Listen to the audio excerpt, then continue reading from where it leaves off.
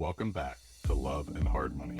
I'm Brian. This is the final episode of our series on the law by Frederick Bastiat, and today I want to slow down, zoom out, and tie the whole thing together. Over the last 6 episodes, we did something a little unusual for a show like this. We haven't been chasing headlines. We didn't react to the latest Fed statement or the latest Treasury Company drama. We sat with a single 50-page essay written by a dying man in Paris in 1850, and we read it line by line, and I hope it came through. What I've felt every single time I've opened this text is how contemporary it is. Bastiat isn't describing 19th century France. He's describing the water we swim in right now, today, in this room, on this device you're listening on. So before I connect this to Bitcoin, I want to actually recap his argument, because if you're joining us just for this closing episode, I don't want you to miss the spine of it. And if you've been with us the whole way, I think it's worth hearing again, compressed, because compression is where clarity lives. Bastiat starts from a claim so simple it almost sounds naive. Life, liberty, and property exist prior to law. You don't get your right to your own body from a legislator. You don't get your right to the fruit of your labor from a permission slip issued by the state. These things are anterior to any government. They exist because you're a human being. Law, in Bastiat's framing, doesn't create these rights. It exists to defend them. That's it. That's the whole legitimate scope of law. A collective organization of individual right to self-defense extended from the person to the group. And then Bastiat does the thing that makes this essay dangerous. The thing that got it banned and burned and buried for half a century. He says the law can be, and constantly is, turned against its own purpose. He calls this legal plunder. It's what happens when the law, instead of protecting property, is used to take it, not through robbery, through legislation, through tariffs that protect one industry by taxing everyone else, through subsidies that transfer wealth from the many to the connected few, through regulations that don't protect the public but protect incumbents from competition.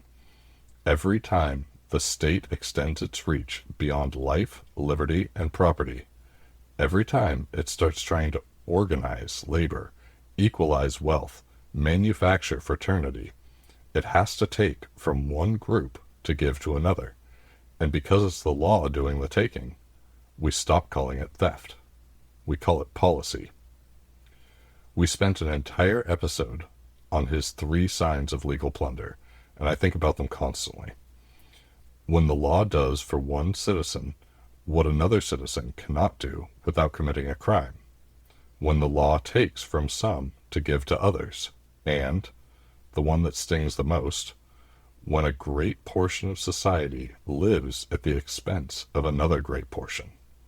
Read that against a modern government budget sometime. It's uncomfortable. And Bastiat's diagnosis for why this keeps happening isn't cynical. It's almost tragic.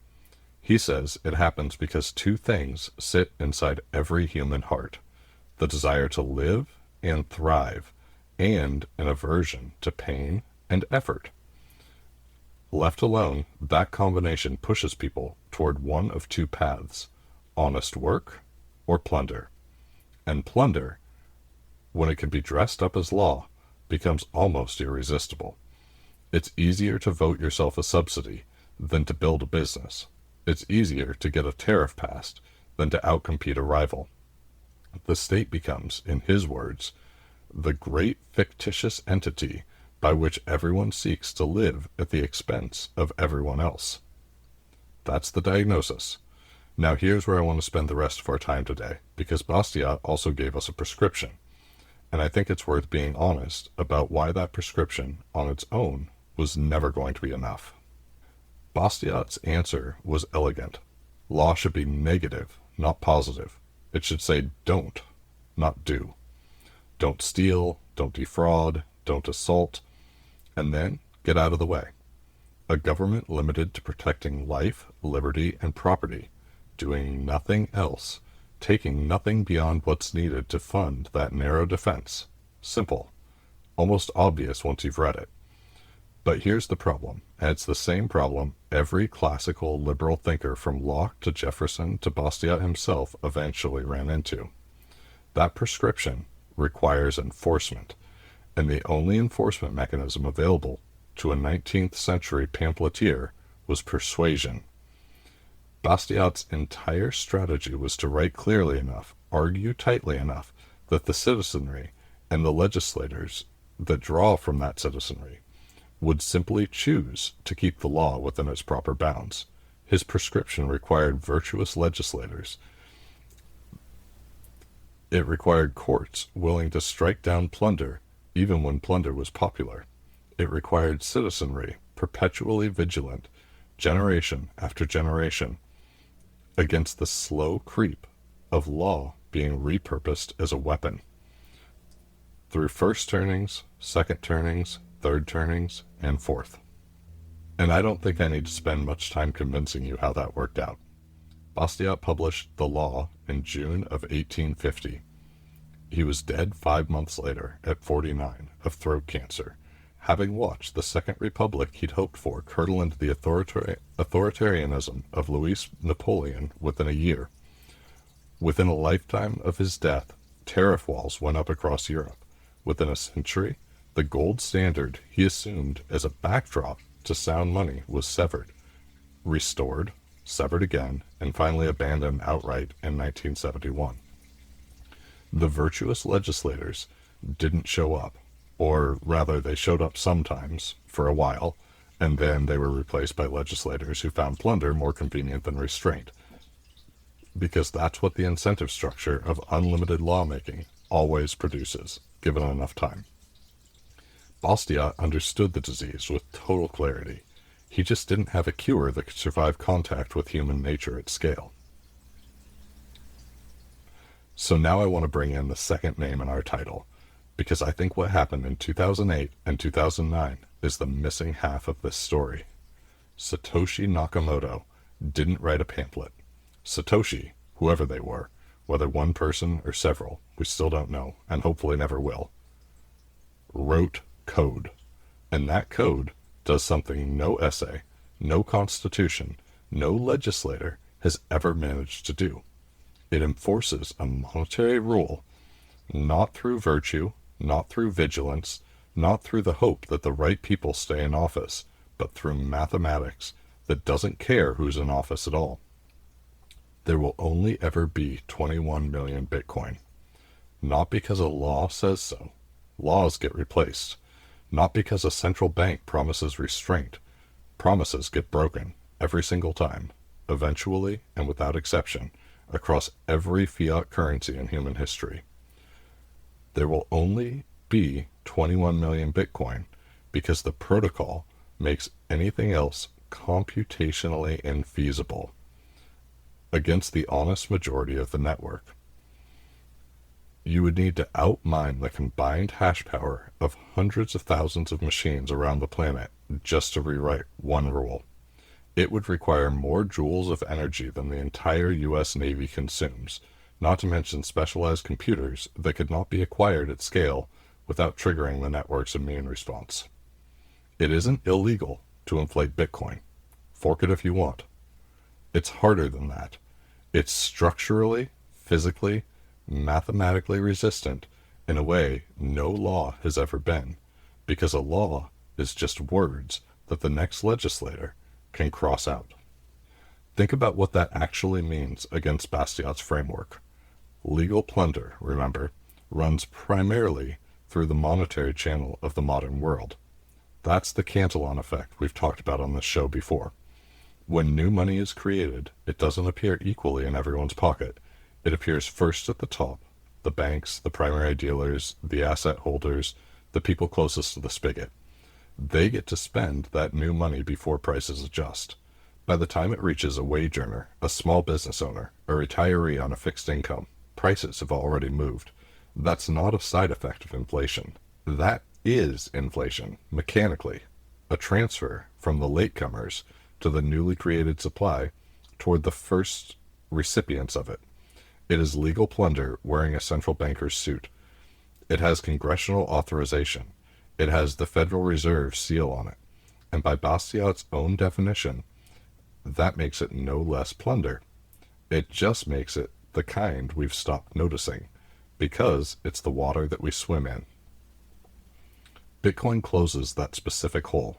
Not all plunder. I want to be careful here, because Bitcoin doesn't end tariffs, it doesn't end occupational licensing, it doesn't end 1,000 other forms of legal plunder that Bastiat cataloged, but it closes the monetary one. And the monetary one is arguably the largest and least visible of them all, because it is the one that funds most of the others. A government that cannot print cannot deficit spend indefinitely. A government that cannot deficit spend indefinitely has to ask its citizens directly, visibly, through taxation, for what it wants to do. And visible taxation gets debated. Hidden taxation, the inflation kind, never has to win an argument. It just happens quietly in the space between when the money is created and when you notice that your grocery bill went up. I've come to think of the relationship between these two men, separated by a century and a half, one a French legislator and journalist, the other an anonymous programmer, as three interlocking ideas, and I want to walk through each one carefully. Bitcoin as the fix. Wherever Bastiat identified legal plunder running specifically through the monetary system, Bitcoin closes the hole, mechanically, without requiring anyone's virtue. You cannot print more. You cannot redistribute via inflation. There's no lever to pull, no committee to lobby, no emergency session where rules quietly change. The law of the protocol is the law. Bastiat spent 50 pages arguing for a negative law, a protective law, a law that prevents force and fraud on the monetary plane, and then simply leaves people alone to save, spend, and build. Bitcoin as the logical conclusion. This is the one I find most interesting, honestly, because it's not really about money at all. It's about where Bastiat's own argument leads if you follow it all the way out. He builds his entire case on the idea that property is the foundation beneath every other right, that liberty and property are, in his words, indistinguishable in practice, because you cannot be free if what you produce can be taken from you at will. If you take that claim seriously, fully seriously, not as a slogan, you eventually arrive at a very specific question. What would it actually mean to hold property that is truly, permanently, mathematically yours? Not property subject to seizure by a currency debasement you never voted on. Not property whose value can be diluted by a decision made in a room you'll never be in. I think Bitcoin is the answer to that question. It's not an analogy to Bastiat's argument. It's the argument completed, applied to the one asset class, money itself, that has never before been ownable outside of the reach of the state that issued it. Bitcoin was a parallel discovery. Bastiat arrived at these principles through observation and moral reasoning, watching the French Chamber of Deputies in the 1840s, watching tariffs get passed to protect favored industries, and reasoning backward to the first principles of what law is actually for. Satoshi arrived at a strikingly similar conclusion about property and the danger of centralized control over the value of money through an entirely different discipline, cryptography, distributed systems, a deep study of why every prior attempt at digital cash had failed, going back through David Chaum's DigiCash in the 90s, through B-Money, through Hashcash. Two people, 2 centuries apart, 2 completely different vocabularies, one writing in the language of natural rights and moral philosophy, the other writing in the language of hash functions and Byzantine fault tolerance. And they converge on the same destination, that the protection of property requires a system that cannot be captured by people who are supposed to be bound by it. I find that convergence genuinely moving. I don't say that lightly. It suggests to me that these aren't merely good ideas that happen to occur to 2 smart people. It suggests that they're true ideas, and there's something real being pointed at from two completely different directions. When we say, your life, your labor, your property belongs to you, and no law, and now no ledger, should be able to take that from you without consent. Okay, before we get to where I want to land this, I want to hand the mic to someone else for a minute. Guy Swan posted something on Nostr this week that I think belongs in this episode, word for word. No paraphrase from me, because he's making a point that Bastiat and Satoshi both leave implicit, and it deserves to be said out loud in his words. Here's what he wrote. Imagine thinking that one achieves independence from a totalitarian ruler without paying some price for it. No volatility, no risk, no days of losses, no period of stagnancy, no regulatory risk, no institutions fighting back, just skipping through the meadows and green candles and then throwing in the towel the moment the wind blows. Bitcoin isn't about getting rich. If that's what you're here for, then you've lost the plot. Bitcoin is about not being beholden to the waste and corruption of a class of people who live off monetary fraud. Bitcoin is about proving that they cannot dilute us with their wars. They cannot counterfeit for their subsidies. They cannot indebt us and our children and their children to get the lie of free stuff today. Bitcoin is about independence and the risk and costs that come with it.